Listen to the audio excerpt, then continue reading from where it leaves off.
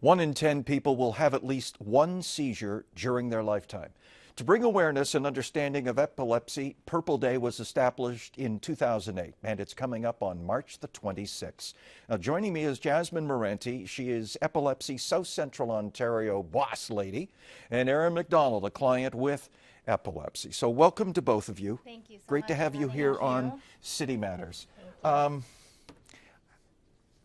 I'm going to say, in general, off the top of my head, epilepsy is not very well understood, isn't front of mind for a lot of Ontarians. No, so we definitely have come a long way, but we still have a long way to go in terms of awareness. And March is Epilepsy Awareness Month, and March 26th is Purple Day. And it was created by Cassidy Megan essentially to create awareness, to dispel myths, and to get people aware of this neurological condition, the third most common neurological condition, and not a lot of people know about it. So what are some of the myths? And both of you, jump on all over this, would you please? You want to say that? I would say the biggest myth is that when people hear, oh, epilepsy, they think all of a sudden grand mal seizure, when there's actually over 40 different types of seizures. Some just staring off, others black out, start wandering. They could be considered intoxicated, but they're not. Yeah. Yeah, and another one is that people can swallow their tongue during a seizure. So a lot of people have learned to stick a wooden spoon in someone's mouth or possibly hold their tongue or do something. And really at the end of the day, that's just going to cause more harm. They can choke, they can bite, they can break their jaw, they can break their teeth if you put something. So what we want to do is just let them have their seizure. If they bite their tongue, they bite their tongue. It's less recovery time. Yeah. Do we know yet? Are we getting close to figuring out what is causing this neurological disorder? So for the most part, about 50 to 70% of people who have epilepsy, the cause is unknown. If there is a cause, it's a birth defect, or it can be something meningitis, a brain tumor, or a cyst, or a concussion. So there's a lot of, it could be genetic, right? But a lot of the times the cause is unknown.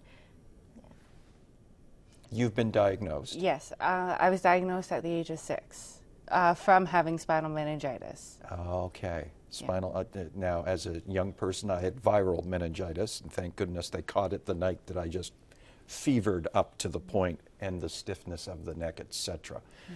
And off to isolation at Henderson for a week, etc., etc. So you've been living with it for how long now? A couple of decades. 6. How old Too are long. Come on. Notice how I didn't ask you directly what your age is, but You know you've my been living age. with it for a while. Yeah, so Over 20? 24, 25 years, yes. Yeah, and Erin has been with us for a very long time with our agency. She's very involved. She goes out to our monthly support groups at the Hamilton General Hospital. She volunteers. We've done the Lock Street Festival. We have different summer festivals, our Riv Fests and Mosaic Festival in Mississauga.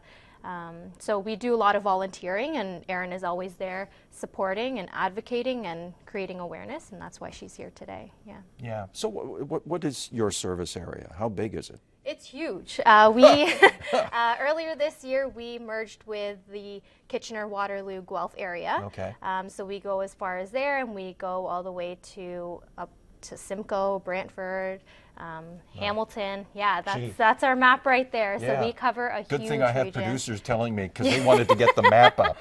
Yeah. Yeah. No, that's great. It shows how many people we serve, and 1 in 10 people actually experience a seizure. So that is more common than we think, and 1 in 100 people are diagnosed with epilepsy. So I myself work in Mississauga, and we service clients. We do support groups. We have Sunny Days Camp in the summer. We currently have our March Break Camp for kids living with epilepsy and their siblings. We do fundraising throughout the whole year. Yes. In March 24th is our Purple Gala at the Credit Valley Golf Club. So we are really excited for that. There will be politicians there. There will be community like-minded individuals to raise awareness. There's all the information. Yeah, to fundraise for our youth empowerment program and kids living with epilepsy. Yeah. So, Erin, you've had to live with it now 25 years. So obviously it probably scared the bejeebers out of your parents when you had your first seizure. Is it in balance? Can medications keep you in balance, or do you still suffer seizures on a regular or semi-regular basis? Well, I mean, what I'm getting to is, how you doing now? I do still experience seizures. Basically, medication, I'm drug resistant. And so I have gone to see if I was a candidate for surgery. And I did have surgery, but because of scar tissue on both sides of my brain, I do still experience. And we're in the process now of trying to figure out if they're still coming from my surgical side. Yeah, and other treatment options other than surgery is the ketogenic diet, so high fat, low carb, adequate protein diet, which Erin is on. I'm also doing as well as So medication. that helps you manage it. Yeah, it actually, when I was in the unit, I was pulled off the diet to try and bring on a seizure, and it happened a day and a half later. So the diet does help, but medication, I would guess, helps somewhat. So 70% of people actually gain good seizure control through medication. So there's 30% of people still left with uncontrolled seizures. So there's the brain surgery, the keto diet, and the VNS, the vagal nerve stimulation. So it's like a pacemaker, gets implanted to your chest, and it sends an electrical impulse throughout your body. Okay. Let's say every 5 minutes to either stop the seizures, to decrease the severity, to decrease the time. So yeah, there's many different options that people take on. I know very, very little. So when you're talking about a brain surgery, what did the doctors tell you? Are they actually going in and connecting, disconnecting nerves that they believe, or there's portions of the brain that control the so please describe it. So I went for what's called video monitoring. So they hook you up to a EEG 24/7 and wait for you to have a seizure. And then they found that mine were starting in my temporal lobe. So they removed scar tissue as well as part of my right temporal lobe, and basically said if I still had them, that they're coming from my right side, they can remove the rest. But if not, if it's now coming from my left, there's nothing they can do, as they can't do surgery on both sides. This is intriguing stuff. Does it impact on, you've learned to live with it, but does it impact on your lifestyle? Other people around you? I mean, obviously other people around you, they're good friends or family. They know that you could. Yeah. And so how does it impact on them? And how are you managing to cope with living with epilepsy? I've learned to cope with it very well. I would say the only hardest part is not being able to drive, so depending on people. Okay. Yeah. So I would say that's the hardest part. But I've always said I was glad I was diagnosed when I was a kid, because then I had to learn to live with it, as opposed to being diagnosed at the age of 30 or something like that. I want to talk about some of the stuff you'd like to see in the provincial budget, but I'm always intrigued about the human experience. Have you ever gone and applied for a job? And of course, you have to answer medical questions. And I actually have a full-time job. You do? Good for you. I do. I'm a manager of a Wendy's, so. Very good. So good for them. Yes. Because I'm thinking that some people may still buy into the myths and not hire you because, well, we don't want her on the job. That'll scare customers.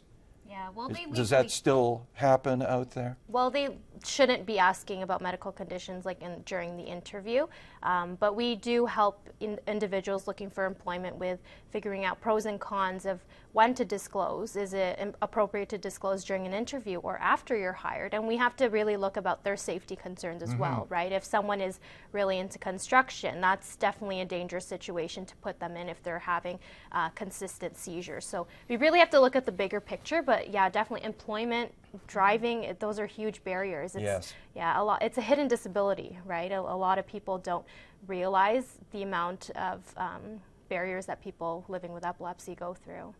Epilepsy Ontario. Now, this is an article that came out February 22nd of this year, and the headline is Putting Epilepsy Programs in the Provincial Budget. And not to compare other neurological diseases, but some other diseases do have budgetary monies coming from the province, and epilepsy does not. What do you want to see the province do for Epilepsy Ontario and people like Erin? Yeah, so we have 14 epilepsy agencies across Ontario, and we need funding for our Clinic to Community program. Clinic to Community is a program where the neurologists refer directly to the community so that people who are recently diagnosed or have been diagnosed for many, many years are educated about their epilepsy.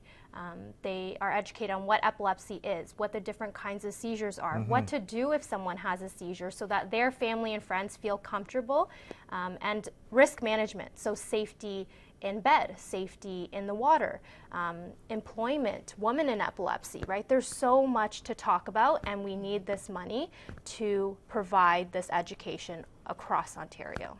And because it is somewhat hidden, Alzheimer's is much more visible these days, certainly in the way of media, but you pretty much know as soon as you meet somebody if they've got Alzheimer's. So, not every degree, but at a certain point you know. But I wouldn't know looking at you that you face barriers with your epilepsy. Correct. Yeah, and that's something a lot of people face, right? That hidden so the disability. reason I bring that up is Alzheimer's has a First Link program that is funded by the province. Yeah. But you're the silent one, right? With epilepsy. Yeah. So talk more about that. Yeah, and with Clinic to Community, it's a struggle because we can get funded by a company for, let's say, 2 months, 3 months, and then what? So we're really looking for sustainability. We do our programs no matter what. We provide them free of charge for all our clients all year round to provide the support that families and children and youth and young adults like Erin need. But it's really the government support that we're looking for. So I don't know if you know, and it just dawned on me as you were talking, they're both wearing purple. Yeah. No kidding, Doug. They're no kidding. Yeah. But this afternoon, the legislature was prorogued. There'll be a fresh throne speech on Monday, and on the 28th, a budget comes down.